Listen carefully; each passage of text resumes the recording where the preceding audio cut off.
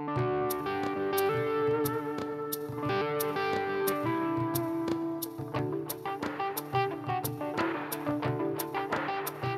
friends, welcome to Raising Lifelong Learners. I'm your host, Colleen Kessler, and this is the podcast where I encourage you to trust yourself and your differently wired kiddos as you help cultivate their curiosity, encourage them to discover the world around them, embrace who they are wired to be, all while helping them discover their passions, interests, and raise them to become the amazing adults they're meant to be. Hey, welcome back. This is episode 265. Today we are talking about the second of the 6 C's. Last week we talked about collaboration, and today we are talking all about communication. Communication is important when we are homeschooling our kids. It's important for their social, emotional, and academic development, and fits right along with the idea of collaboration that we talked about last week. As I said last week, we're going to be diving into 6 episodes consecutively, a series of the 6 C's that are talked about in Dr. Kathy Hirsch-Passick's influential book, Becoming Brilliant: What Science Tells Us About Raising Successful Children. I spent an entire chapter in my recent book, The Homeschool Advantage, a child-focused approach to raising lifelong learners, talking about these 6 C's and how we can incorporate Dr. Passick's work and research into our own homeschool and our parenting for social, emotional, and academic success in our kids. So today we are diving deeply into the idea of communication. All right, so before we begin, I want to do a quick shout out. Thanks again, as always, to CTC Math. They are amazing supporters of not just this podcast, but also homeschoolers in general. You see them all over the place because they truly value the importance of homeschooling, and they're there to support homeschoolers in their math endeavors with their kids. You can check them out at ctcmath.com or go over to the show notes for this episode and click on the link that is there. Let them know I sent you. You can always get a free trial. The best thing about CTC is they have a money-back guarantee. And we have been customers as well as being sponsored by them for years. I am a paying customer who's super happy with the math support that I get from them and my kids' progress. So check them out, ctcmath.com. Now, pop your earbuds in and let's get on with today's episode.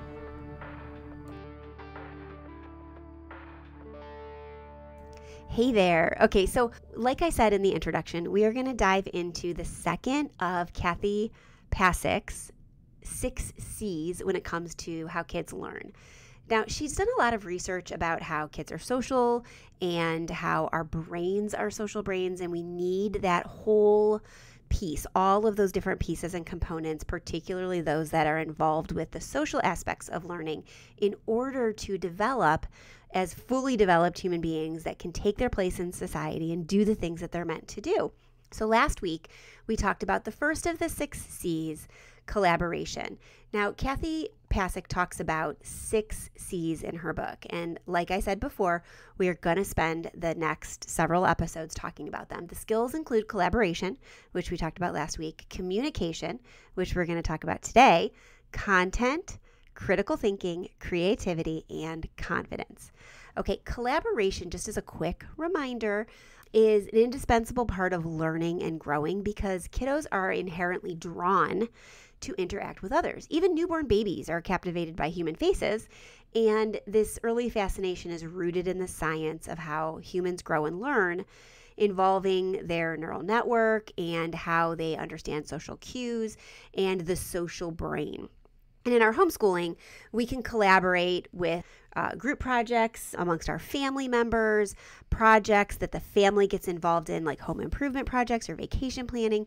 And then we can involve our kids in other issues and collaborative efforts by helping them like join groups. So maybe, like I've mentioned before, joining a theater troupe, or where they're putting on a production with others and they're working together for that, or joining a co-op and allowing them to work on group projects in those co-op classes. Collaboration is easier than you think sometimes when you are homeschooling your kids, because sometimes I think that we can get in our own heads and be like, okay, we can't really be collaborative because we are homeschooling and we're not in a classroom. But that's just not true. And the reason the reason collaboration is so important is because it gives us the opportunities to interact with others, which leads us to today's topic, communication. We are going to continue our deep dive into the 6 C's and focus on the skill of communication. In my book, The Homeschool Advantage, there's an entire chapter on the 6 C's and 6 different sections within that chapter.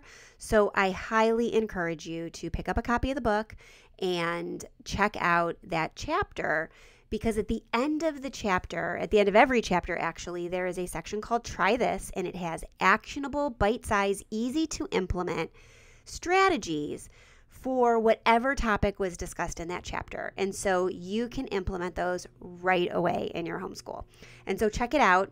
Let me know what you think if you pick it up. Today, let's focus on communication. It's one of those skills that's so foundational that it can be easily overlooked.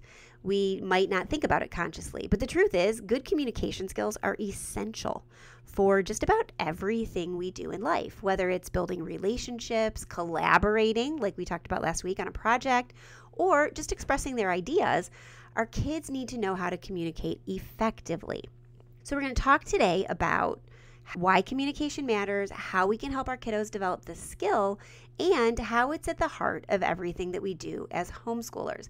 And I hope by the end of the series, you will see how each of these 6 C's, 6 key skills, leads into the next and the next and the next, so that they just build off of each other. Okay, communication is foundational for so many other skills, including collaboration. When kids have plenty of opportunities to interact with others, they naturally get better at expressing their ideas, listening to others, and giving feedback. And these aren't just skills for learning, they're skills for life. Good communication means speaking clearly so others can hear you and understand you. Writing in a way that gets your message across, and really listening to what others have to say. It's about being respectful, honest, empathetic. It's about being an active speaker and an active listener.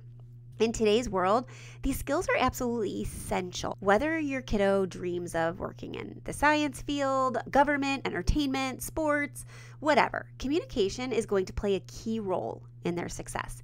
It's actually one of the things I love best about the fact that each of my kids has done some theater. Now, my oldest does not really enjoy the theater and did a few shows when he was younger and then lost interest in it, and for sure would never have imagined himself doing that for a living. My younger 2 have done a little bit of theater here and there, and while one of them really enjoys being a part of the group and being in an ensemble and putting on a show and just the camaraderie that comes with it, she's not super in love with the theater, but she does it occasionally and does it well. And my youngest, he did it a few times. He did a few shows and says he may go back at some point and he may not, and that's okay. He's given it a try. Now, my second born I've talked about before, she's all in and has been all in on theater, particularly musical theater, since she was 8 years old. And she is a senior in high school right now and will be pursuing, hopefully, if all goes well and according to plan, a Bachelor's of Fine Arts in the area of musical theater in the fall. And I have been asked by so many people, what is her plan B? What's her fallback plan if she doesn't end up with a career in theater? And I've been asked if I feel that this is a risky degree to achieve, or if it's something that might be a waste of time and maybe I want to encourage my daughter to double major or major in something else and just do theater on the side.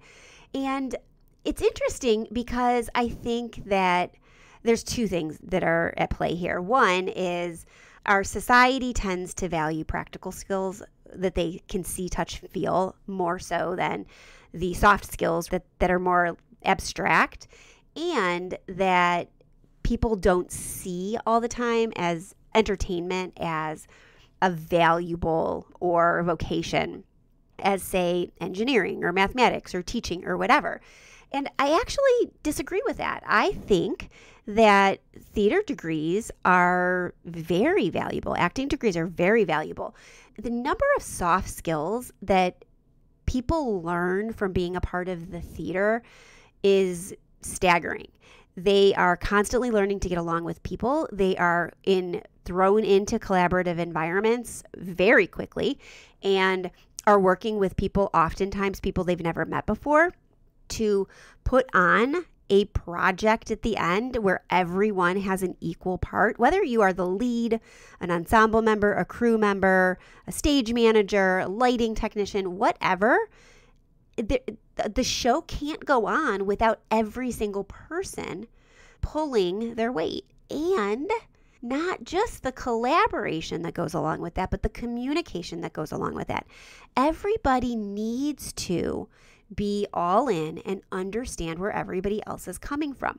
When kids work in theater, or in the case of my daughter, pursue a degree in theater, they are learning how to communicate. They are learning how to empathize. They are learning to put themselves in other people's shoes. They're adaptable. Things go wrong all the time. I was at my daughter's play yesterday. This weekend, as I'm recording this, was the fall play for the high school that she participates in theater at, and they were doing The Outsiders, and they did a phenomenal job of portraying this time-worn and beloved story. They really brought the story to life. The staging was fantastic. The sets and costumes were amazing, and every actor did a great job. But there was one part where one of the characters, one of the kiddos, missed his cue. And actually missed it for quite some time, many minutes. And the actors that were on stage waiting for this character to come on to then move the narrative forward were just stuck there with no more lines to say. And they were amazing. I noticed that the cue was missed because I'd seen the show the night before. But the vast majority of the audience, besides parents like me, weren't there at every show and weren't there the night before. So they didn't notice.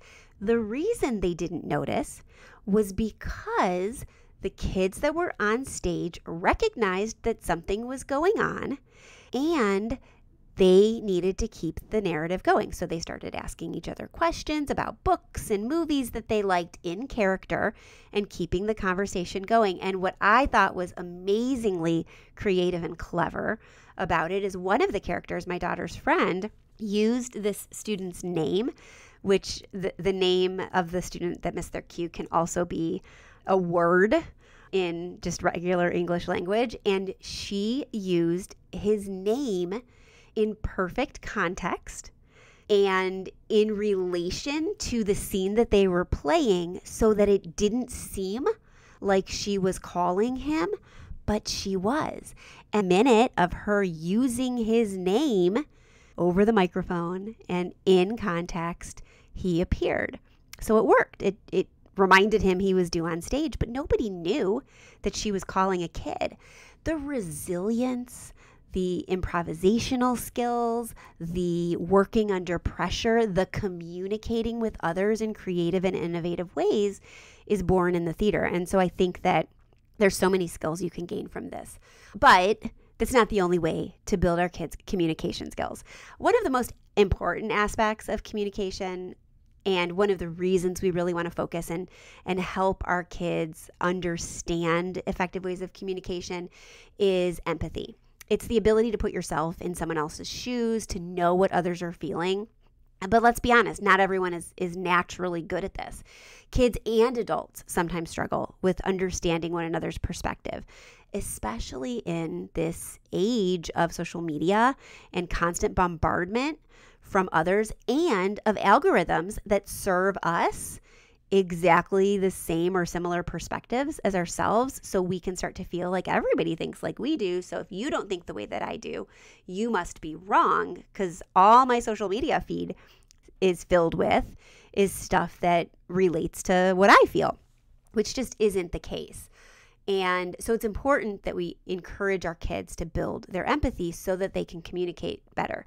one of the things that we focus on in the Learners Lab, the community of members of homeschool families that I host, is different social and emotional skills.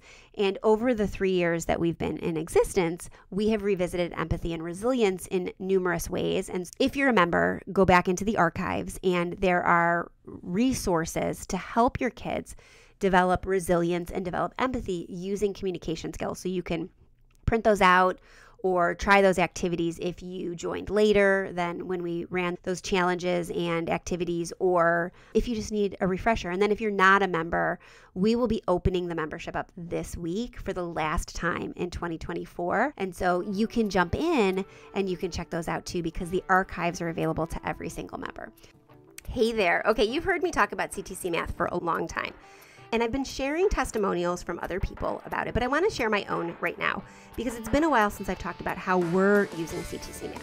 CTC is an amazing sponsor. They support our work here at the podcast. They actually sponsor a lot of different homeschool businesses and magazines and events because they're so committed to making sure that the homeschool resources you have at your fingertips are available to you, that you have access to what you need when you need it. I love CTC Math for that part of who they are, but I also love CTC Math as a customer. I have been a paying customer for years and years. My kids are using it in very different ways, and this is what I want to talk about. I've talked before about its adaptability, but let's talk about this. I'm 16 years into homeschooling. This is my 16th year, and our kids are using it very differently. I've got one kiddo who's very advanced in math. That kiddo is a grade level and a half ahead, and I have their level set to mastery at 90%, meaning they have to get 90% or above to move on to the next set of math problems because that child doesn't have to speed through it. They're already a year and a half ahead. And so I want them, if they're going to continue to accelerate, I want them to accelerate with deep understanding. My other kiddo who's currently using it is right on grade level, maybe a couple lessons behind. And so that kiddo's mastery is set at 80% because I don't need that kiddo to understand every single section and get every single problem right. I need that kiddo to understand the big picture of the concepts, get at least a B's level of work done so that they can move on to the next level, because that particular kiddo is probably not going into a mathy career, but they need the basic understanding. CTC allows the flexibility to do that. If you've got a kiddo, say in late elementary school, who is absolutely brilliant in math and can skip ahead to some high school level math, your subscription includes all the way up to calculus. You don't have to wait. You don't have to buy multiple levels of programs. If you've got a kiddo who you hit a snag and you realize, oh my gosh, we missed that section when we were learning third grade math and now we've got to go back to do it. You don't have to go out and buy a third grade math workbook. You just go to the section in the third grade math program level and have your kiddo do that. How flexible is that? You have every level from kindergarten all the way to calculus at your fingertips for a very affordable price. Check out ctcmath.com. If you go over to the show notes and you click on the link, it will give you whatever the current discount or special they're offering Raising Lifelong Learners listeners, and you can check that out and take advantage of that. I so appreciate CTC. I know you're going to love it, and if you don't, they have a money-back guarantee, so you really do have nothing to lose. If you have any questions about CTC, you can always reach out to me, and I'm happy to answer those questions. All right, let's get back to today's episode. Okay, communication and empathy is really important. There is an example in my book that I use of a kiddo who was playing Roblox one day when another player was saying mean things in the chat, and she felt uncomfortable. So she called her mom over, and they talked about what this person was saying, why it was inappropriate, and what they could do about it. And so they decided to report the player because the place that they were playing does not tolerate that kind of behavior. And the experience sparked a great conversation during dinner with this kiddo and her family about why some people hide behind the anonymity of the internet to say hurtful things. It's easier to communicate poorly or rudely or negatively when you can't see the other person's face, which is why it's so important for us to teach our kids proper social media and online etiquette so that they know how to handle situations that arise like these, but also how they should communicate with others online. This kiddo and her mama came up with a plan for handling similar situations in the future. And moments like these, this one in particular, but others where we're talking about this, present golden opportunities for us to have conversations with our kids and talk about empathy and respectful communication. We can talk about how we felt or how this kiddo felt when she was reading those things that were being said. And even though she couldn't see the other person's face and she couldn't hear the words, it still hurt. And so we can help them see things from another person's perspective so that they can be better communicators both online and offline the next time they have the opportunity. They can think about the impact their words may have on somebody else so that they're really careful about what they say and how they say it. Okay, so some people might argue that kids need to be in a school setting or in a co-op setting or in, I don't know, an organized group setting in order to develop the social skills and have meaningful conversations. I have heard this said so many times, but what about socialization? And I'm sure every one of you listening who's homeschooling has heard it too. And those of you who are listening and are maybe thinking about homeschooling, you're worried about the socialization thing too.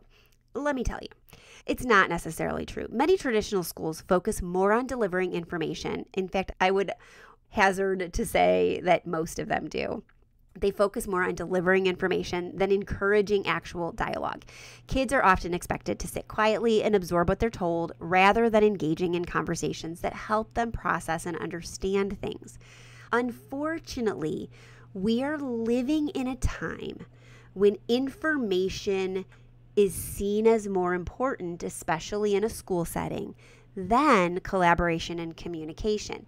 And it's really unfortunate as society is moving towards needing more people who can communicate better and collaborate better. Technology is outpacing how we can keep up with it. There's so many debates about the use of AI and other things like that. And the truth is, technology is not going away, but technology needs to be used with people who can communicate or by people who can communicate effectively so that the person and the personal is not taken out of it. Yeah, AI can be a great tool, but ultimately the person needs to be controlling the prompts and the editing and the engineering of it so that it resonates with people. In homeschooling, we have the freedom to create environments where communication is a two-way street. We have the ability to encourage our kids to dive into new technologies, dive into new experiences, and talk about them and engage in them with others. For younger kids, we can think about ways that we can incorporate pretend play. It's a fantastic way to build communication skills. When they take on different roles, whether it's being a doctor, a chef, a superhero, they're practicing how to understand and express different perspectives. Older kids can benefit from activities, like I said, theater, which helps them develop empathy and deeper understandings of others. They can get a job, a part-time job. They can volunteer. 2 of my kids volunteer up at the Fine Arts Center as assistant preschool acting teachers. They're collaborating with the teacher that they're working with, and they're communicating with their young charges. They're helping them understand what's going on in the classroom. They're also communicating with them when they see what is going on with the kiddo and help them through tough times. One of my kids just worked on a video for a project, and she did a day in the life of teaching preschool acting, assistant teaching. And she was talking about how they open up their class every day, every week, with the hello song, where the kids say, hello, I'm here. They say their name, and they say something about how they've been feeling that week or something that's gone on that week. And as preschoolers do, they're very honest. And so it gives my daughters and the head teacher a chance to see what's going on in each of the kids' worlds, so that if one of them has had a rough week, they can offer them a little bit more connection time, a little bit more communication time, and they can help them out. I have seen one of my daughters crawl under a table with one of the 3 or 4-year-olds and just chat with them when they needed a break from the game because they'd had a rough week.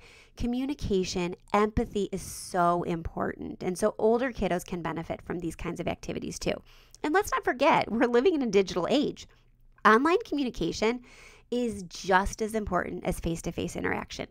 In fact, I often worry about people who are adamantly against technology use in their home, because while I think absolutely we should have limits, we should have boundaries set up around the digital use, the games and the tablets and the just screen time in general, I think we can cause different, in some ways more serious problems if we don't give our kids the chance to explore media, online communication, social media while they're still safely in our homes.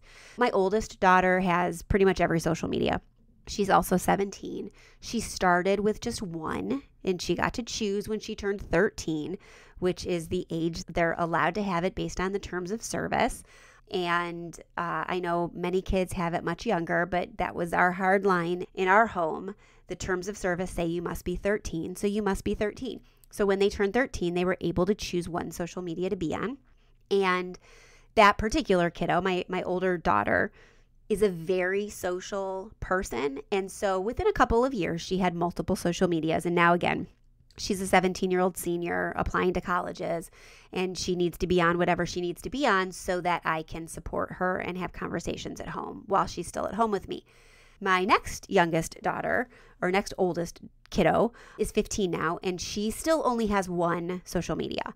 And that's the one that she chose when she was 13. And she's just not interested in having others right now, but we could add to it. And then my youngest, who is 11, has no social media, but he just got a phone this year because we've been leaving him behind at his dance classes. So he needs a way to get a hold of us, or we need a way to let him know if we're running late.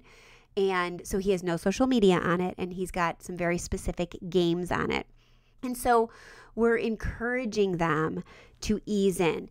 And my youngest is texting a couple of friends and learning how to talk when he's not face-to-face, because we want our kids to understand that when they are at home for us to support them. Jim Rohn once said, if you just communicate, you can get by. But if you skillfully communicate, you can work miracles. And this is so true. There's a lack of good communication skills where we are hearing actively other people's sides of the story. And so we really want to make sure that we're teaching our kids healthy and good communication skills. One of the best ways that we can nurture communication skills is by creating opportunities for open dialogue at home. When my kids were much younger, we used to have weekly family meetings. Unfortunately, we're pulled in a lot of different directions now, so it's hard to get us to have this kind of time, but we still touch base. And then I have an entire wall in my office that has 12 dry erase calendars on it, and so you can see at a glance a year's worth of calendars. So for example, right now, I still have November and December 2024 on the bottom two of the grid of calendars, but all of the other calendars are filled in with the 2025 date. So I have January through October of 2025 up, and then November and December of 2024. So our kids can know what's going on, and we can start plotting things out, and they can see their week and their year at a glance. But we don't have those family meetings anymore. But when we did, they were a chance to talk about our individual strengths, our individual weaknesses, a chance to share ideas, support one another, and we used role-playing often to teach open and honest communication. And these meetings helped my kiddos understand that it's okay to ask for help when they need it, and to offer help when somebody else needs it. It's created a culture of support and mutual respect in our family, and that's something that has carried over into other areas of their lives. There have been a couple situations recently where certain kids of mine have spoken up about injustices and gotten help for people who needed it. And they are constantly working on ways to support one another in the areas in which they struggle. I remember one time, and I've talked about this before, both on the podcast and in person, When we were at the Great Lakes Science Center, which is in Cleveland, Ohio, we were watching a movie in the IMAX theater. And my kids basically grew up watching movies in the IMAX theater because I had so many different ages. My oldest is 10 years older than my youngest. And so we had family passes to the Great Lakes Science Center for years and years because it was one of those few places that had something for everybody.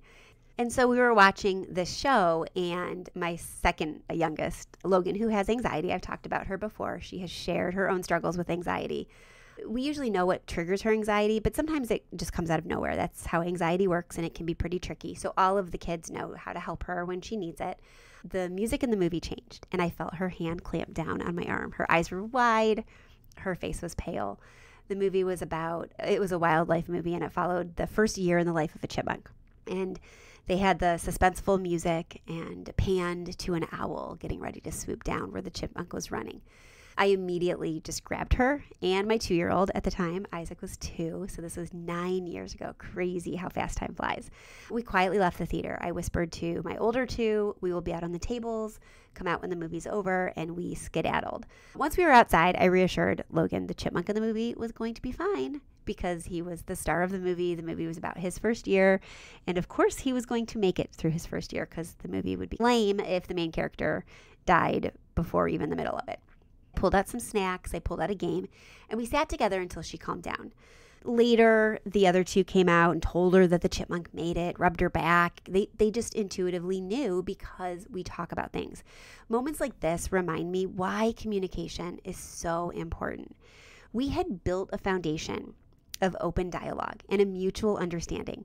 So Logan felt comfortable letting me know she needed help. And because we communicate regularly as a family, everyone knew how to support each other when we were reunited after the movie. Communication isn't just about relationships, but it's a huge part of relationship building. It's also, though, a part of learning, a key part of our learning. Kids first learn to read so they can later read to learn. But without the strong language and communication skills, those early reading lessons won't get them very far. What's the point of sounding out CAT if you don't already know what a cat is? Words, language, and stories are the building blocks that let kids share their thoughts and understand one another. Whether it's math, science, or the arts, strong communication skills help kids engage with the material on a deeper level. And as they grow, these skills will serve them in every area of their life.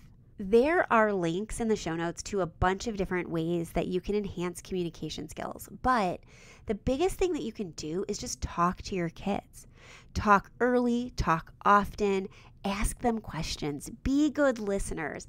Be interested in all the little thoughts that are going on in their heads so that when they have big ideas, big worries, big thoughts, they're going to come to you with them. Communication is the bridge that connects us to others. It's what allows our kids to share their ideas, understand different perspectives, and navigate the world with confidence. In our next episode, we are going to dive into the third C, content. We're going to talk about what content is, right? When we think about content, especially in a homeschooling context, we think about the subject areas. But we're going to talk even more about that. And we're going to link it back to how we communicate ideas and how we collaborate with others. We'll explore different ways to enhance the content so that we are enhancing communication and collaboration skills as well as the other 3 skills.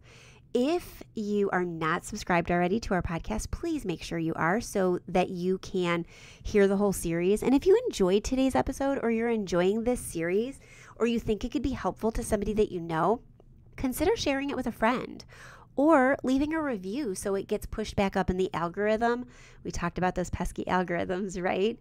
It helps get the word out so others can hear this episode. Thanks so much for joining me today.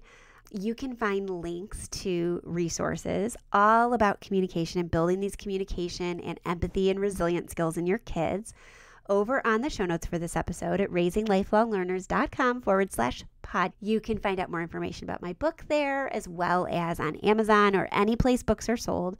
You can also find my last book, my previous book, Raising Resilient Sons. A Boy Mom's Guide to Raising a Strong, Confident, and Emotionally Intelligent Family, which dives into this specific topic really deeply and is truly applicable to your whole family, though it is written through the lens of boys, and that can be found anywhere books are sold too. Like I said, subscribe, share, leave a review. Same thing for the books. If any of them resonate with you, it really helps let people know about them when you leave a review, and I really appreciate it. Just like anything, this is personal and it's meaningful, and it's something that I feel passionate about, helping your kids build strong communication and resilience and empathy skills and social and emotional skills in general. And so the more we can get the word out, the better. All right, I'll be back next week, same time, same place, with a conversation about content, the third C. Until then, keep the conversations going, encourage open dialogue, and remember, you've got this. You are the absolute perfect parent for your specific child. You have everything you need to be successful, and I am so proud of you for all you do every single day as a parent.